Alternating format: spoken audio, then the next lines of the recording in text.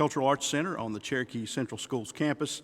Our appreciation to Jay Winchester and Cherokee Central Schools, Chris McCoy from the Tribal Communications Office, Lisa Frady from Destination Marketing, Mike Parker from the Department of Commerce, and Doug Pheasant and his officers at the Cherokee Police Department. We would like to thank the Yellowhill candidates for agreeing to participate tonight. Candidates for Yellowhill Community Tribal Council seats are David Wolf, Tom Juanita, Stephanie Sanook French, and Tawana Inslee. On behalf of the organizers, we wish each of you well in your campaigns. There will be no opening statements from the candidates. The moderator will sit at a table with the timekeeper. If 3 or more candidates are in attendance, a random draw will determine the order of questioning. The moderator is the only person who will ask questions, and the questions will be from a predetermined list compiled by the Cherokee One Feather based on community feedback. The public, via social media, phone, email, and the Cherokee One Feather staff were sources for the questions. There will also be a table and staff available for community members to write in specific questions regarding their communities or other tribal issues at the event. Community questions will be vetted for appropriateness by the members of the COF editorial board prior to being brought to and read by the moderator. The candidates are not to respond to any verbal questions offered by the audience during the debate. We also ask that the audience not react audibly to any comments made by the candidates in the interest of time and in respect of the host and the candidates. There will be a time at the end of the session for audience appreciation of the candidates. The moderator will recognize a specific candidate to address a question. Once a question is asked, each candidate will have 3 minutes to respond. Each candidate will also be allowed an additional 1 minute to address any follow-up. Once the formal questions are concluded, the vetted community questions will be asked. Up to 8 community questions will be asked in a 3-minute, 1-minute rebuttal structure. After questioning, the candidates will have 5 minutes each to make closing statements. When all the candidates have concluded their closing statements, the moderator will thank the candidates and close the debate. Those candidates who could not or chose not to attend were invited to submit a brief statement to be read in their absence. We received no statements. We will start the formal questioning now. The first question is for Tom. Tom, do you think people incarcerated on drug charges should be required to do community service cleanup while they are in jail, including syringe pickup? Thank you, Robert. I just don't think we should be overstepping the boundaries of the justice system on this. You know, they have their guidelines where they sentence people and then put them on community service or whatever, and I think we should leave that in the judicial system and not involve tribal council in that. Is, I think, overstepping our bounds into the judicial system. They have, you know, their discretion of what they can put sentence on the people and have them do. And as for the syringe pickup, you know, if that is something that they need training on probably, and in other communities they have needle cleanup kits that they hand out to community service groups that pick up syringes that include puncture-proof gloves, tongs, safety glasses, a sharps container, and sanitizing wipes to wipe their hands when they get through. And if that's something the court system would like to incorporate, I would support that. Thank you, Tom. Stephanie?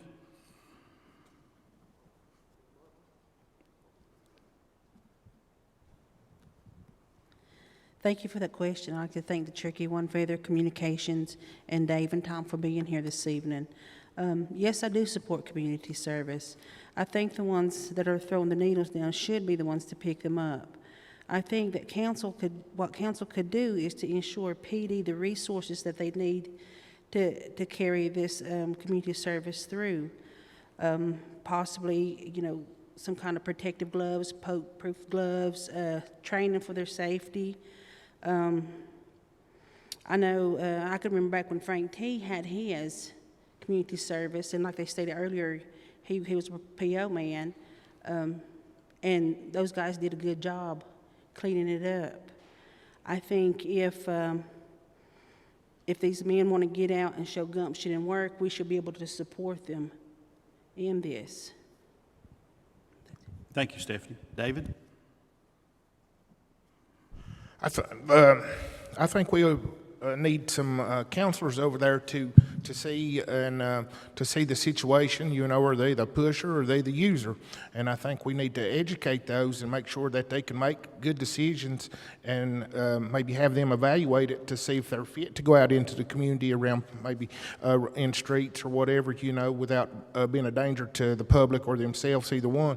But I think we should provide the opportunities for them to get some education, drug counseling. And on the needle syringe pickup, I think we should make them aware, you know, if they're a user and a habitual user, I think we should make them aware of the red box and the needle exchange program. I think if we make them aware of that, you know, we maybe cut down on the needles in the streets, which creates a hazard for children, anybody walking the sidewalks, the parking lots. You're liable to see a needle anywhere. And so I think we, if they're incarcerated, you've got them at a good time, plenty of time on their hands, and you controlling their time. Make them go to those classes and see what's available out in the community. I mean, I know it's not a real popular thing, needle exchange in certain areas of my community, but it's a program that helps cut back on some of the other costs with Hep C and some other things. So, and the dangers of children getting stuck with those needles. So I think we need to make them aware of that. There is a program that would help, you know, help them in that situation and help the community also. Thank you, David. Tom, you got 1 minute for any additional follow-up. Okay. Stephanie, anything else? Okay. David, any more? You got a minute if you like. On that same question. But I think we've got them in a situation where we control their time and energy in that cell, and you know, to get them out of that cell, we're having a class down here and let you know of the resources that you might need to get off the drugs, and the other resources that would help the community, and say, hey, you know, you've got a problem, you need to use this needle exchange program. Thank you, David. Next question is for Stephanie. Stephanie, what constitutes a reasonable return on investment for economic diversification opportunities? Please speak specifically to strategies and include your thoughts on ecotourism, solar, and wind power. I think on this question, when Tommy was up here the other evening, she said they have so many up there for the diversification, and it's just getting somebody to get out there and do it and to push it instead of leaving it sitting on the shelves. I think we need to start doing more instead of talking about it. We need to get out there and push it. Thank you, Stephanie. David? I think a reasonable rate of return is not just looking at the profit at the end of the day. I think it's the jobs that it creates. If you've got ecotourism, if it creates 5 jobs, that's maybe five families. You're not having to worry about whether they're getting enough food, they have enough rent money, and things like that. So I don't think a reasonable rate of return and how you look at it, or I don't know how the question was really intended to be answered, but I think that you have to look at the overall picture of it too. How many jobs did it create? You know, it may not make but $10 at the end of the year, but if you had 5 jobs and covered the expenses for those jobs, and you provide it for 5 families, I think that's a huge rate of return for a family. Thank you, David. Tom? Yes, I guess it depends on what type of investment it is, you know, what the percentage is, high risk or low risk, or, you know, that really determines your rate of return. I think the risk involved. And with the ecotourism, I think we've got a good start on that with the Fire Mountain Trail. You know, we just purchased the shut-in property to start doing more bike trails and hiking trails, and I think maybe we should consider opening up our back roads to ATVs and UTVs, and, you know, start charging a fee for so many hours a day to ride them. I'm sure there are communities all around the area of, you know, on the East Coast that have these ecotourisms for these UTVs and stuff, and they charge a fee for a daily fee for a permit, and I think that would be a good opportunity for us also. And also on the I'm all for solar and wind power. I've worked a little bit with the project management team on trying to identify a couple of elder homes, maybe a couple of young family homes, to try to add solar panels to their homes to see how this will affect their power bill and their economic development, to help them see how to be able to have bigger opportunities to spend their money more wisely than on power. And I think that's all I got on that. Thank you, Tom. Stephanie, you have a minute of additional follow-up. Would you like to use it? I think on the solar system, I think we should look more into it, do more studies on it, and possibly, I know it's probably expensive, but try to work towards doing solar system, because in the long run, it'll save in the long run. Thank you, Stephanie. David? I think the ecotourism is a good first step. We have some parcels that we could develop. I know the Fire Mountain Trail is a popular thing for cyclists. I'm an outdoors person myself, and I think Mingo Falls would be another huge tract of property that we could develop for some sort of ecotourism, whether it be hiking. I think it's a great place to go and hike. It's a little snaky at times, but I think we have an audience coming through here going to the Great Smokies National Park, and I think we could capture a lot of those and get them to stay if we had some of those things, horseback riding, bikes, and those type things. So we've got a huge traffic count that's flowing into the Great Smokies. I think we should capitalize on that as much as we can. Thank you, David. Tom, 1 minute. I just agree with Dave and Stephanie both that we've got this property, beautiful land around us in that big national park there. We need to take advantage of it and maybe create some zip line possibilities. And I just think we got great opportunity in front of us. Thank you, Tom. David, this is your question. Do you support monthly per capita disbursements as a means of universal basic income for tribal members? I support the process that they're using now. You sign up for the 6 months, because it's a huge endeavor to do a monthly loan package for an individual, and we have probably 10,000 members eligible for that. I'm not sure the 18 and under age group, but there's a huge population that would be eligible for that. And it puts a huge burden on keeping track of every dime that comes through there that finance has to track. And they've not had the extra staff to do that, but they're accomplishing what they set out to do with that. I don't know that the targeted people that the senior citizens that it was proposed for are the ones really using it. I think the younger generation, or the younger ones, are utilizing it more than the senior citizens at this point, according to the numbers that we get in tribal council in the report. Thank you, David. Tom? No, I don't think I could support a monthly per capita because of the younger people using it as income instead of getting out and work, and also I think it would decrease our per capita as a whole because of all the interest we would lose by drawing down all those funds at one time. As for now, if you leave it in there every 6 months, the interest rate grows and the money grows more. But if it is depleted monthly, the interest rate will be much lower, so our per capita distribution will be that much lower. And that's the reason I wouldn't support it. Thank you, Tom. Stephanie? I do support the per capita loans, because this helps a lot of elders, grandparents, and single parents out there raising their kids. And I know this benefits them because they're able to get their birthday stuff on time. They don't have to say, hey, let's wait until June and we'll celebrate your birthday or holidays. This helps them to go out and prepare and do holiday things that they want to do with their kids. If they want to take them to the movies, single parent, yeah, I've got this. I'm going to take my family to the movies and have a family night. So I do support the per capita loans. Thank you, Stephanie. David, 1 minute of follow-up. Tom, a minute.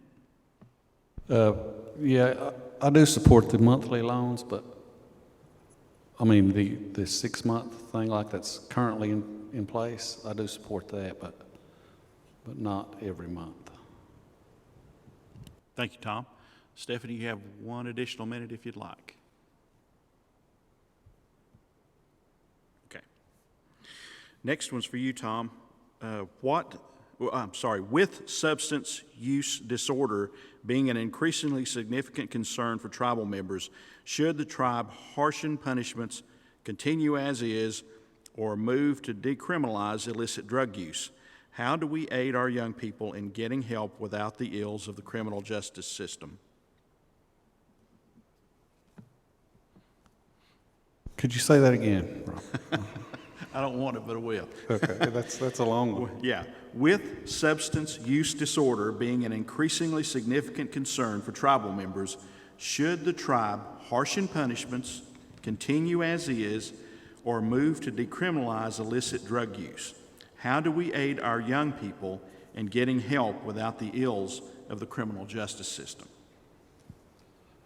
First of all, I think our court system does a great job with our drug abuse and drug court right now.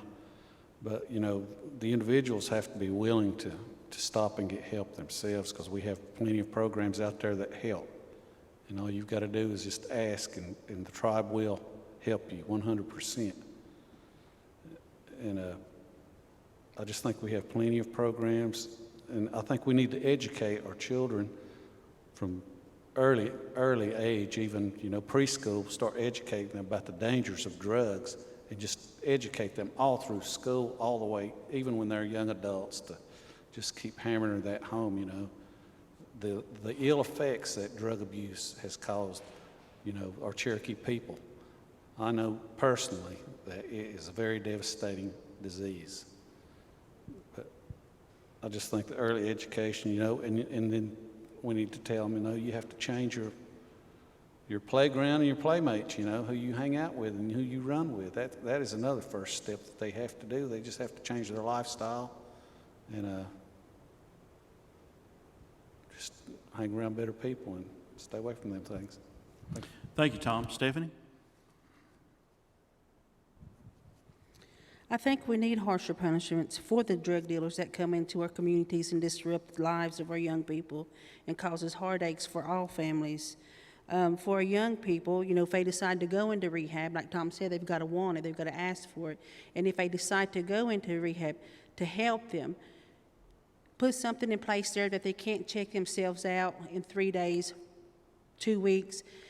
Once they check in, they say, hey, you've got to be here for 60 days, you've got to be here for 90 days. In that time while they are in there getting rehab treatment, have staff to go in and talk to them and help them to understand there's more to life besides drugs. Help them to prepare for coming out of rehab. When they graduate from rehab with a certificate or whatever, help them to get a job, show them that there's life out there. Help them find resources to get a home. And like I said, if they've got a job, then they've got their mind on work instead of sitting at home and wondering what they're going to do. But if they've got a job, then, they're looking forward to their job. They're looking forward to that payday. They're looking forward to that home that they could have. That's it. Thank you, Stephanie. David? I think we need harsher punishments for those, but I also think that we need to give them the resources that they have to make better decisions while we have them in the cells or wherever we've got them. But they have to have those resources and make it available to them. Like I say, you control their time and everything if you've got them in those cells. So if they want to come out of that cell, hey, we're having a class down here. You need to come down here, and if you want your TV time or whatever, make sure they've got the resources that they need when they come back out. But we can't decriminalize illicit drug use. There's no way. If we're trying to fight it, we're going to have to fight it with everything we have. We can't just say, no, we're not going to pursue this anymore. We need to fight it because it destroys families. And not just one generation, multiple generations. are affected by this. Thank you, David. Tom, you got a minute of response. I just, I think we probably do need to strengthen our laws, but we need to, we need to get together with the health board, with the police department, with the judges and the court system, and all just get together and try to figure this out. It's not only a tribal problem. This is a national problem, probably a world problem that, it's hard to find the answer for. But if we all come together and beat our heads together in a room for days or weeks or years or whatever, I think we can get this defeated. Thank you, Tom. Stephanie, 1 minute. Yes, I'd like to say that we do need to harshen the things against the drug dealers, but we also need to step back and look at the drug users. We need to be there for them, because when they're on this, they're alone, and they feel like they're alone. So I think if they have the support, and like Dave said, the resources to help them, that we could help them provide a better future for themselves and their families. Thank you, Stephanie. David, additional minute? Okay. Next question is for Stephanie. Do you think someone duly convicted of a felony should be allowed to run for tribal office? I think if it's already a law that anybody running for tribal council or executive, that they can't be a felony, I think we need to stick by that until it gets a referendum and have the people to vote on that to see how they feel about that. Thank you, Stephanie. David?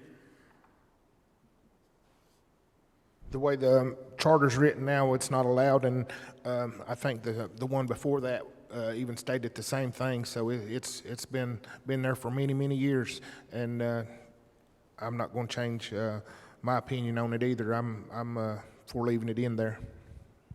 Thank you, David. Tom? Yeah, just as Dave and Stephanie spoke, it's already in the code, and I'm not for changing the code unless it's real necessary. But this, I've spoke to a lot of people on this, and there's it's some people. It's very emotional for some people because so they've had family members murdered by felons, and how would they feel if they were writing the policy for for their family members, and they had killed one of their family members. It's just a big, there's a lot of variables with this, and I think it should go to referendum before it's ever changed. Thank you, Tom. Stephanie, 1 minute follow-up?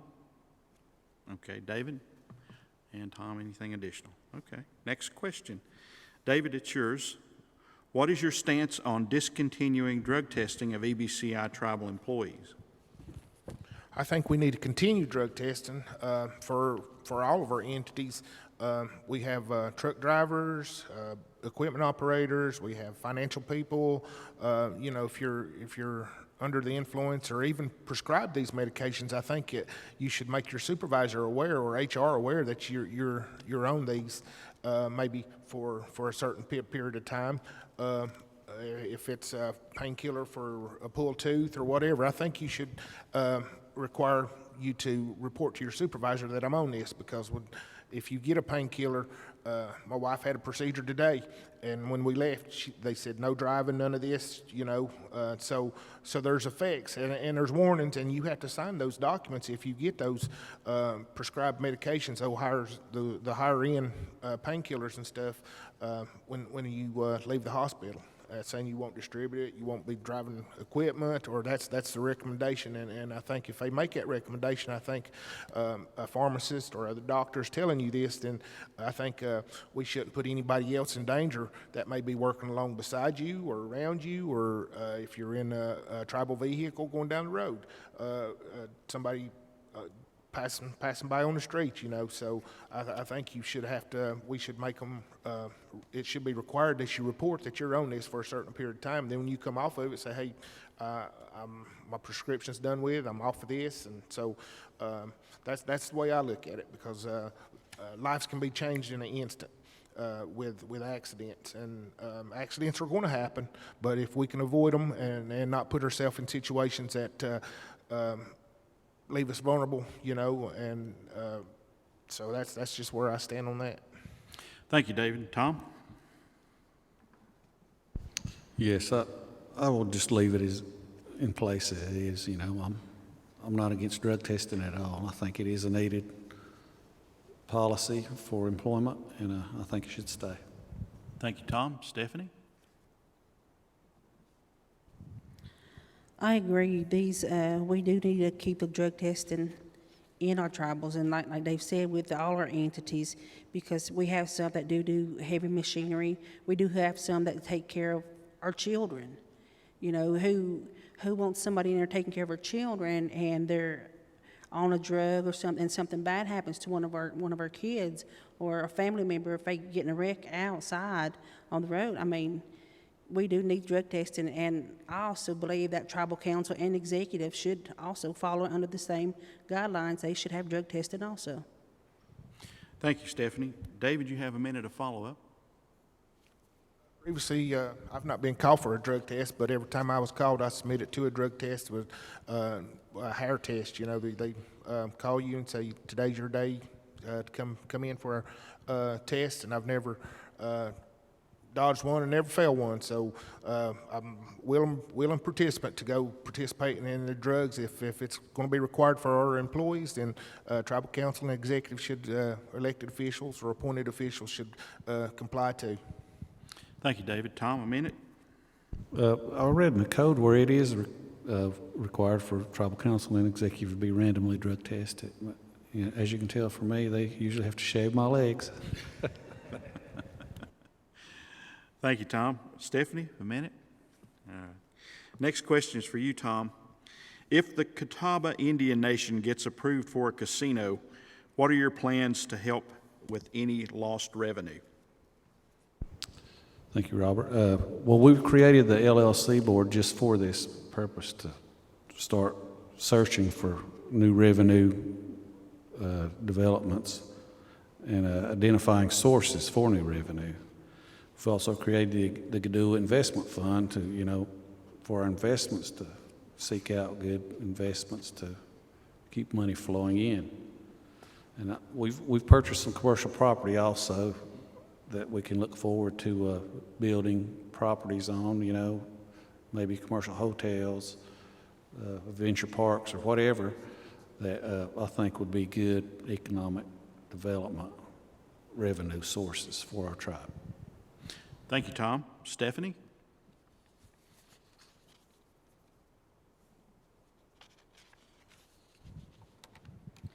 I think we need more family-oriented things here on the reservation, because most of our families now, they go across the mountain over to Pigeon Forge because they've got a lot more to do over with their kids, and that's something that we need to look into here on our reservation.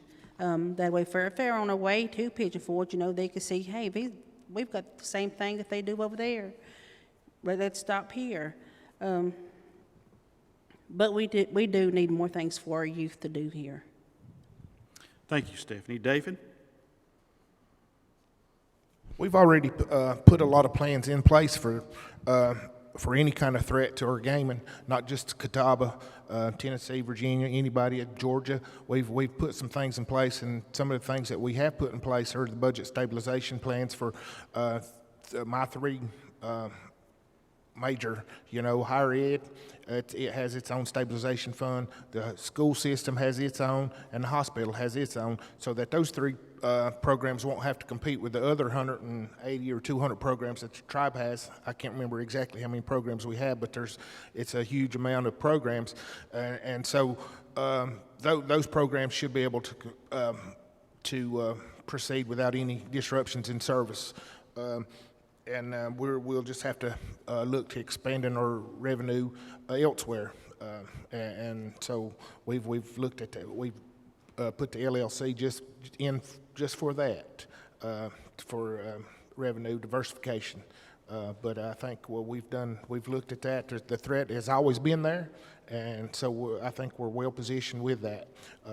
With the sovereign wealth fund that's been created, we've created a sovereign wealth fund also. Thank you, David. 1 minute follow-up, Tom. No? And Stephanie? Okay. And David, anything additional? Next question is for you, Stephanie. What are your thoughts on cannabis and its economic potential for EBCI? I think if there's enough studies on here for medicinal purposes only to help those that have cancer or, like Chelsea said earlier, I just lost my train of thought. But epilepsy, and if that helps them, then yeah, if they have enough study for it. But I am against the recreational. Thank you, Stephanie. David? We passed a resolution a month ago or 2 months ago on this study, and I'd have to see the results of that study before I made any kind of decisions on the economic side of it. If it was a controlled environment and we were growing it for the medical purposes, and it'd have to be real strict guidelines, and that would have to be put in place to greenhouse or whatever. But I'd have to see the study before I could make any real decisions on this. Thank you, David. Tom? Yeah, I think everybody, agrees that of the medicinal purposes of it, but, cannabis is still illegal in this country, and so I don't think it's economically viable right now for our tribe to even look at it until it becomes legal in the country. And my major concern with that would be, if we were to start doing some kind of commercial cannabis, how would it affect our federal funding? I would hate for us to lose federal funding over something that's illegal. Thank you, Tom. Stephanie, you have a minute follow-up if you like. David?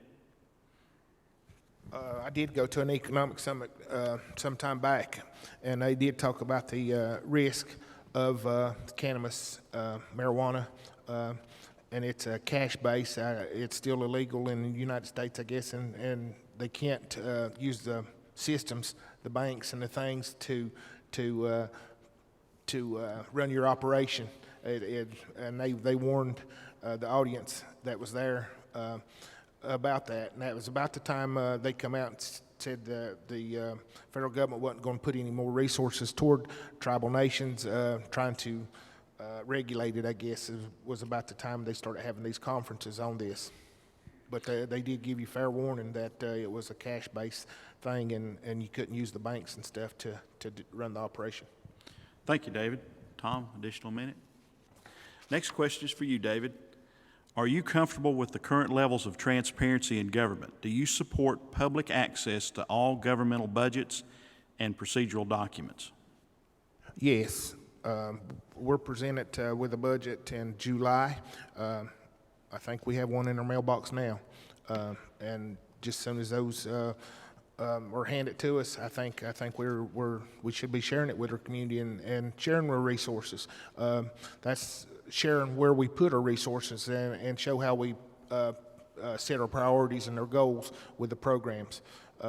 So I'm willing to share my budget with anybody. You come ask, and here we go, and I'll tell you how much we spend on certain services, and sometimes it's hard to put it all together. You have to go through several programs to put a total number on some of the programs and what the costs truly are to these programs and the benefits to the community. Thank you, David. Tom? Yeah, well, I support that 100%, the transparency, and just like Dave, they can come and look at my budget book anytime because it's all of ours. It's all of our budget, not just, the tribal councils. I'm all for being more open about our finances and our accountability to our enrolled members. Thank you, Tom. Stephanie? I think we need transparency, accountability, and consistency in our tribal government. I do support the public access to all tribal members in regards to the budget, except for their salary, wages. For instance, like if somebody wants to come up and says, well, hey, they're saying that this is our tribal money. Well, where's our tribal money being spent? Can you break it down for me and let me know how much you spent here and how much the tribe spent there?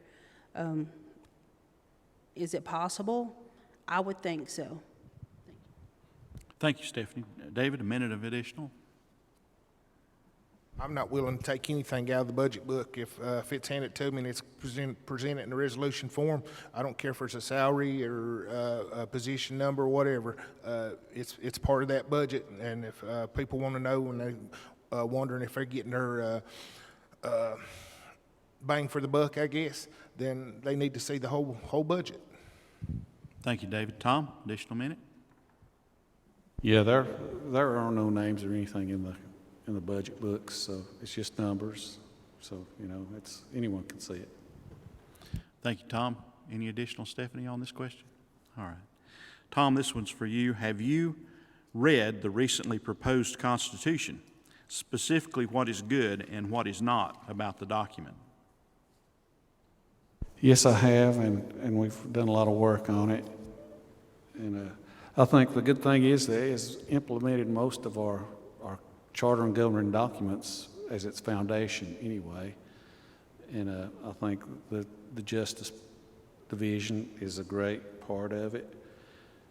And I guess I don't think anything's really bad about it. It's just I think it needs more work on the roles of the community clubs and of the tribal council and the executive and the judicial branch.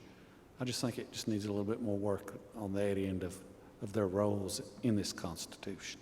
But I think overall it is needed, and I'll support it. Thank you, Tom. Stephanie? In the Constitution, it states that there should be term limits. I'm for term limits for council members. I think that's a good idea.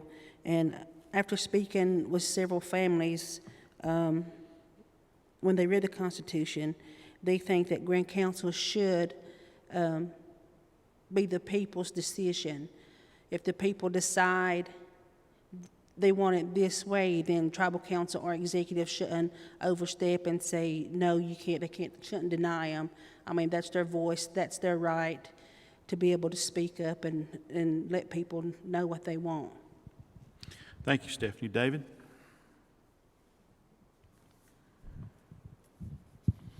Yeah, I've read had several work sessions on this, and just reading, and I like the idea of a judicial system putting in, recognizing the judicial system in it.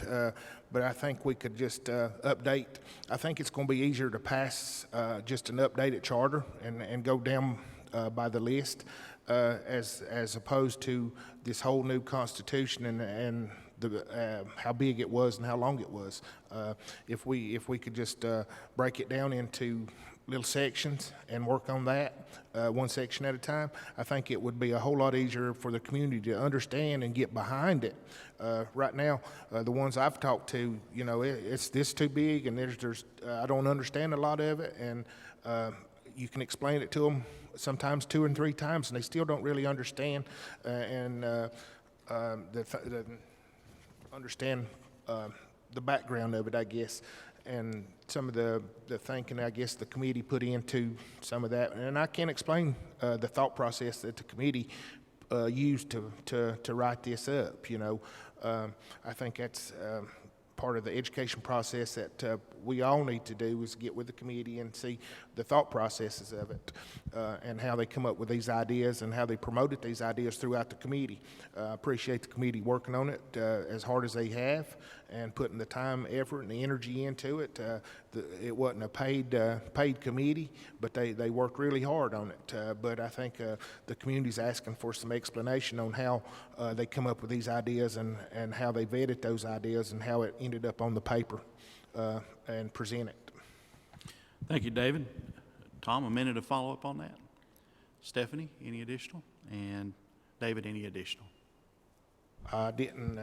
I think it clearly needs to define the roles of the community clubs and the chairs, you know, and whenever a council member passes or resigns or whatever, you know, I think it should go back out to the community for a vote and not use the process that the Constitution. I didn't like that process because it seems to kind of push the voters out of the process rather than including them in the process and trying to pick a council member or an elected official. Thank you, David. Stephanie, this is your question. How do you change the EBCI working climate or environment so that there is no fear of political retaliation? I think HR should have the say-so, the final say-so of who gets hired and who gets fired. If somebody comes in with an application and you choose to hire that person, council or executive should not interfere with it if HR agrees and they sign off on it and they feel like that they are qualified for that position. And we do have personnel policy book. We have that for all tribal employees to go by. And if they were to jump chain of command and go over to the council house or the executive office and go ahead and disregard what we're trying to do, then what's the point of having a personnel policy book? We've got those for a reason, and I think we need to stick by those and just need to keep politics out of it. Thank you, Stephanie. David?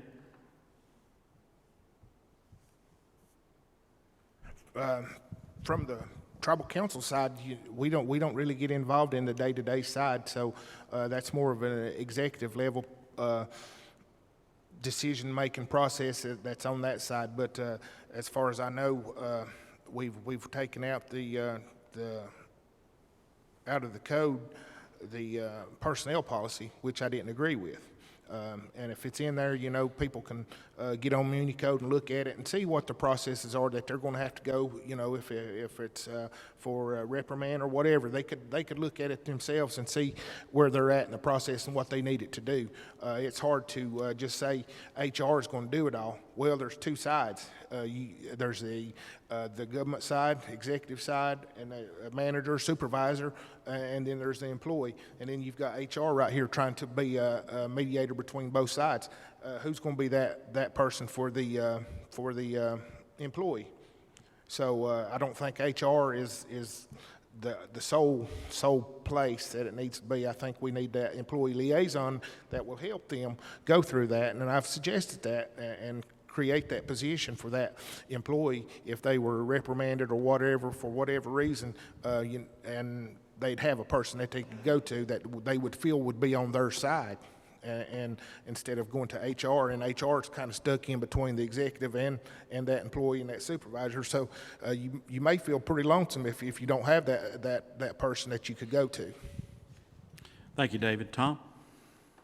Yeah, we passed the tribe's employee bill of rights, and also, you know, it's in the code that they cannot be retaliated against any way or anyhow, and that is law. That if anything happens that way, you know, it will end up in the court. And I just think, you know, we just need to provide a workplace that's free from harassment, which I think we do a pretty good job of. You know, it's always there, not only in our tribe but everywhere. I'm sure it is. But just good working conditions and, you know, safety and a place for them to, if they need to follow the chain of command with their grievances all the way to the chief's office if they need to. Thank you, Tom. Stephanie, a minute of follow-up. Yes, I think on the retaliation part, I know I've been there. There was a time when I personally didn't know if I was working or if I was going to get sent home. I feel like if we had that HR person, they hire the secretary to do their job. Let's let the secretary do their job. And if they were able to sign off on the hiring, then nobody should be, you know, sitting there, am I going home or am I going to have a job? Because I felt it personally myself.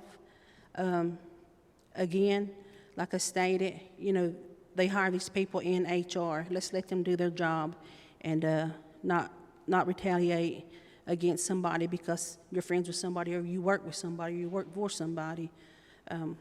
We just need to keep politics out of it. Thank you, Stephanie. David, a minute of follow-up on that. Tom? All right. Next question is for David. What would you do to improve or balance housing opportunities for tribal members and the needed workforce? We've bought some property, you know, and we've building some apartments, which is going to be a great thing, but I'd rather have the enrolled members in there first that have been on waiting lists for a long time. And some of the regulations, people forget the regulations and the federal regulations, the guidelines that we have to go by to get a house site even started. The BAT moratorium, it seems like it goes from April to October, and cutting trees down and things that go into building a house is hindered by federal regulations that we have to go by or abide by, because this land is in trust with the federal government. And some of the easier places to build on is along the river, in Birdtown. I know the big field down there behind Jenkins, you have to build up about 8 foot to even build on a flat place in Birdtown along the river. And so I think we really need to get with people that make these floodway maps and things and discuss our situation with them, because I look on the news every year. Louisiana, New Orleans, they're below sea level, and they're subject to hurricanes and floods and everything else, and they're building below sea level, and we can't even build below the river level here. We can't even build on some of the parcels that's 10 feet or 12 feet, 15 foot above the river for the 100-year flood. So, and that's a 100-year flood, and we're not subject to the hurricanes and stuff like Louisiana, but they're allowed to build below sea level. So I think there's we need to do a lot of work in stressing how we need some help up here in the mountains, and people not only our area, but maybe Swain County and other areas have to go by the same rules, I guess, we do. So as far as the floodway and the insurance, that's for insurance purposes. So I think we really need to get together as Western North Carolina and plead our case on these issues. Thank you, David. Tom? Thank you, Robert. Yeah, my priority is to get our enrolled members in these departments first, and then the workers and non-enrolls second, and I think that will happen. And we're very fortunate that we have the tribe backing some home loans that we're getting now for our young people to build new homes, and some of them are very, very nice. And currently with our per capita distribution, we've worked our way out of HUD housing. We're over income for the HUD housing now because of the per capita. I think, maybe we need to go to Chicago and sit down with the HUD representatives and other gaming tribes also to work out something with the federal government that allows gaming tribes that receive per capita more leeway in acquiring these HUD houses. Just like, the majority of us older Cherokees live in, that they were pretty easy to get back, 30 years ago, but today, there's only 1 or 2 people qualify for the Solid program because of the per capita. And I think we need to go to the HUD offices and maybe get with some of our other gaming tribes and team up and go up there and have a sit down with them and see if we can't, reduce the regulations or up the income guide levels for gaming tribes to qualify for these HUD houses. Thank you, Tom. Stephanie? I think first and foremost that we should provide homes for all our enrolled members that are in need of a home and that have land. When I was out visiting, I've had some people say, well, they told us they can't build on this because the road's going to be too steep. But some of the houses that I have been on are steep roads, and if our quality housing can't do it now, then who did it back then when they were building homes on these steep roads? I think they should find resources to be able to provide homes for them and then go on to the workforce. But we do need to provide for our own people, because there are people, they live here, they want to be here. A lot of them don't want to move off the reservation, but if that's the only choice they have, then they have to, but they shouldn't. Thank you, Stephanie. David, you got a minute of follow-up there if you want. I think if, and we're looking for a place to help those that may be addicted or whatever, I think, and after they get the appropriate counseling and things that they need, we could do a manufacture these homes prefab and have these employees or these people go out and work on some of those prefab and build them in the old Barclays building would be a nice building to have a prefab set up and give them opportunity to get back out in the community and be productive. Thank you, David. Tom, you got an additional minute? Yeah, I agree with Dave on the prefab. You know, that's a quick way to get homes in the air, and then again, we have to have an indoor facility to build them in. And prime land is hard to come by here on the boundary anymore. But when I was at the Boys Club, we ran across that idea of, you know, converting that Barclay building into modular home systems, and I don't know where that's at now. I'm no longer on the board or an employee with the Boys Club, but that was their plan, and I hope that it's still a viable plan. Thank you, Tom. Stephanie, additional minute? Yes, I think also with the homes, once they build the homes for enrolled members, don't give them outrageous house payments. I mean, some of them single parents, and they're not going to be able to afford what some people can, so they need to be reasonable rates. And again, you do have housing up there on Rough Branch, but you've got people up there living in those homes with holes in the ceiling, with children, and people's been sitting up there to look at it, and nothing's done. So we need to focus more on those rehab homes also. Thank you, Stephanie. That's the formatted questions for the night. Now we'll read the community questions that have been submitted tonight. Tom, you get the first question. Solid Care is in dire need of a new facility. Where is it on your priority list? And if it's not your first priority, why isn't it? Please explain.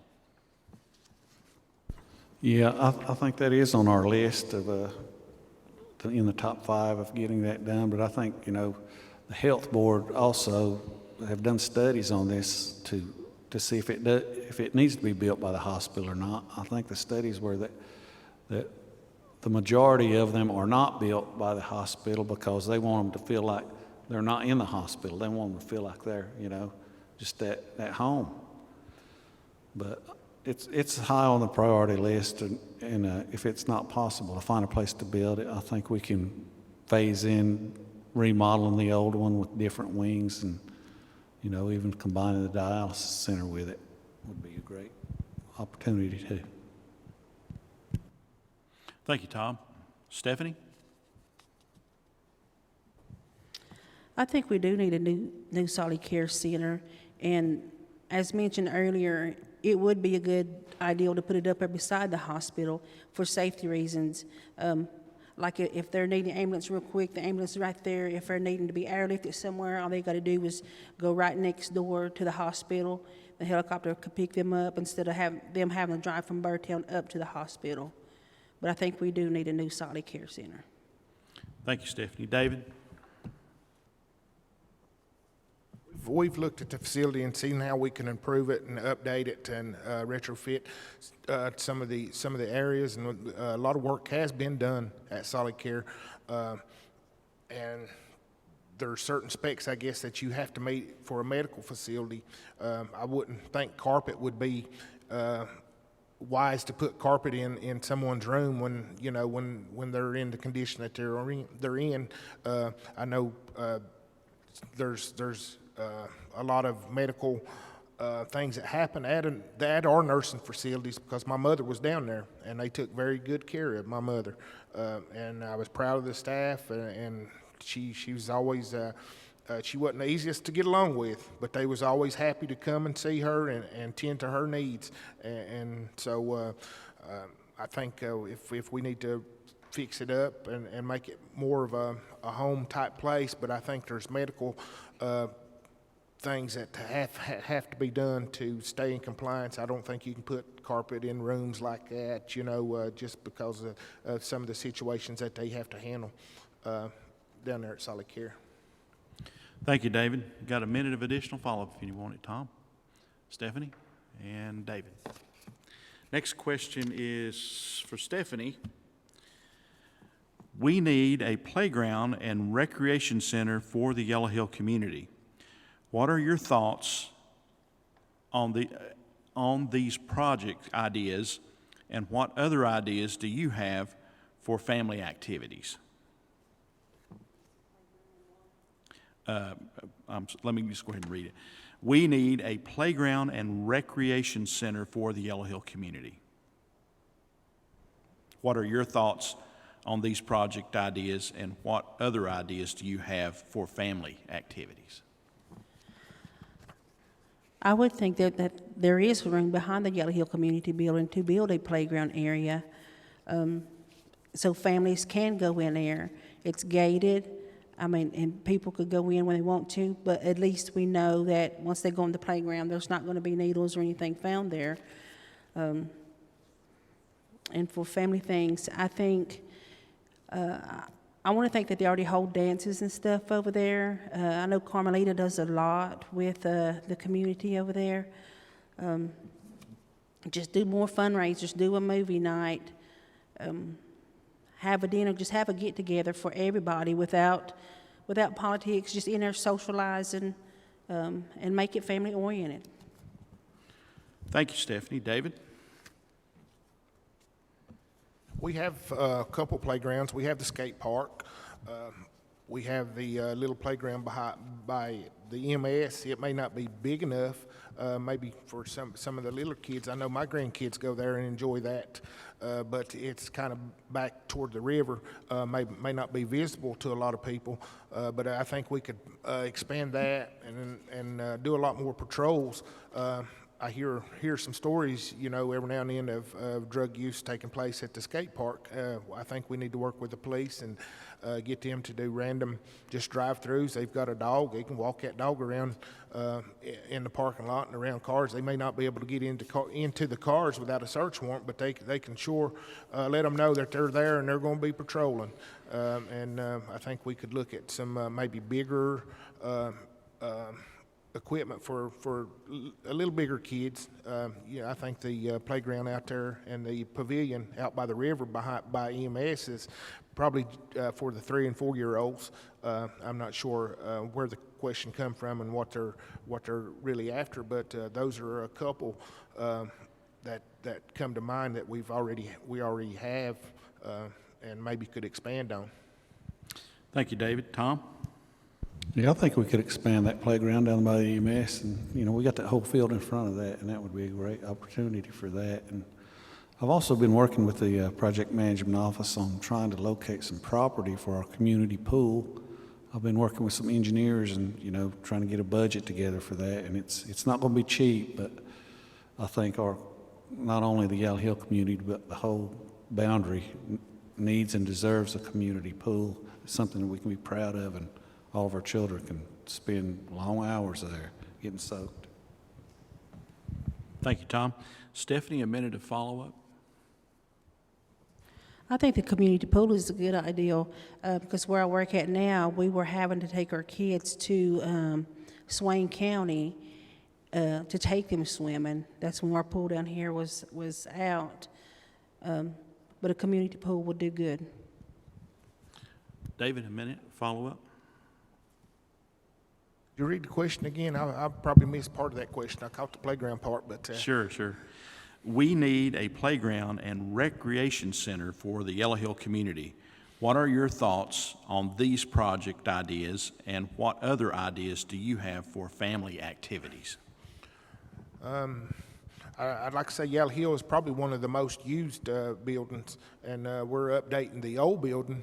We in the process right now of updating it for fundraisers and things, and I think our community building is the most used across the boundary for the convenience and everything. So we appreciate all those, and that raises a little money and for the community and for whoever's doing the fundraiser. Thank you, David. Tom, 1 minute. All right. Well, we're going to go ahead and ask this question anyway. You've already hit the pool, but I'm going to read it because it's here for you. David, A community pool was started several years ago in Yellowhill, but it stalled shortly after starting. What are your thoughts on the project? The location that they were going to put it and the design didn't satisfy what the Yellowhill community wanted, as far as they were pretty much taking over Yellowhill Community Building with the pool and the lazy river and things, and it was going to take up the parking and a lot of the access. And so at the community meetings, it was let's try to find another place. We like our community building, and so that's where that was at. And it come through the community club. They brought the ideas, the plan, and everything, and it was going to wrap around our community building and everything, and pretty much just took over the new activity center, the Yellowhill Activity Center, and the community wasn't too happy about giving that up. Thank you, David. Tom? Yeah, well, like I mentioned before, we're searching for some property, and I think we need a minimum of 3 acres for parking and for the, for the building and for the pool and all of the things. But it's, the pavilion, we're working on it. Thank you, Tom. Stephanie? I think right there where the old high school is at, I'm not sure what they've got planned for that piece of property there, but maybe that's something y'all could look into, putting the community pool there so they could have the lazy river. They still have the parking, putting your picnic table, picnic area, and your pavilion there, and it's just located right across from the community building. So that's maybe a piece of property that you could all look into to see. But like I said, I'm not sure what y'all have in mind of what's going there. But that's where I would suggest putting it. Thank you, Stephanie. David, any additional on this one? 1 minute. Tom? Yeah, that would be a great piece of property, Stephanie. But then again, we're running into the floodplain issue over there, where we'd have to build it up and work on that. That was one of the, because we've got that property straight across from the community club too, between the hotel and Cherokee Enterprises. But that's the issue there. We would have to build it up out of the floodplain. We need to be on the other side of the road. Thank you, Tom. Stephanie, any additional? All right. Next question is for Tom. How do you plan on improving workforce development? Well, I think we do need a training school, and also, I would like for the tribe to start back up these programs like we used to have when I was young, like the CETA and the programs and stuff where, young kids could get a job in the summer and learn how to work and learn. I worked at the elementary school mopping hallways with Andy Ukuma, and that was one of the hardest jobs I ever had in my life. He taught me what hard work was all about. And I think we need to start some programs like that, and I think that would help our children develop strong work ethics, and also some trade school if they didn't want to go to college.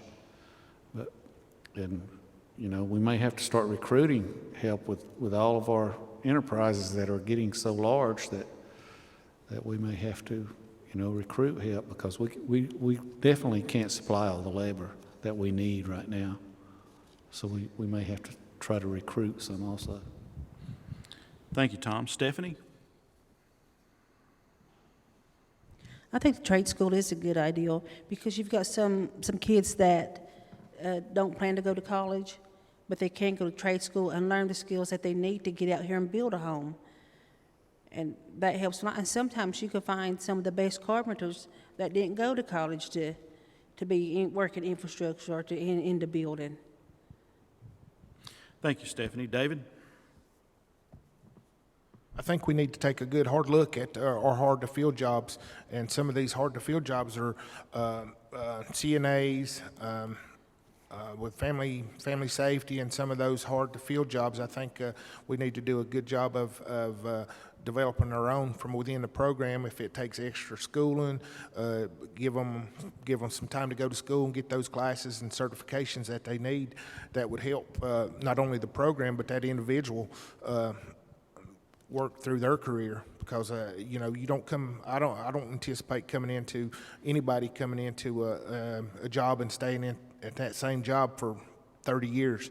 I'd like to see some promotions, but we need to put in some sort of system that would help them with certifications, additional training, whether it be budget. You know, the higher up, the more you have to deal with budgets, and I think that could be handled through finance doing their little training sessions, and HR helping develop some certifications that would help that employee and the program itself. Thank you, David. Tom, a minute of follow-up. Yeah, I think that would be good. And also, you know, on some of these programs, when they're going to school, maybe offer them an incentive a bonus like they do in the military. If you complete, you know, this section of it, you get a bonus, you know. And I know that truck driving companies also do that. If you stick with them for a year, you know, they'll give you $10,000, $15,000 for hanging in there with them. And maybe we need to start something like that. Thank you, Tom. Stephanie, a minute extra. And David, anything further on this question? Well, I just think we can do more to help educate, even once they get into the program that they choose to work in. We can further. You can always learn more and more. You can learn something every day. Tricks to the trade.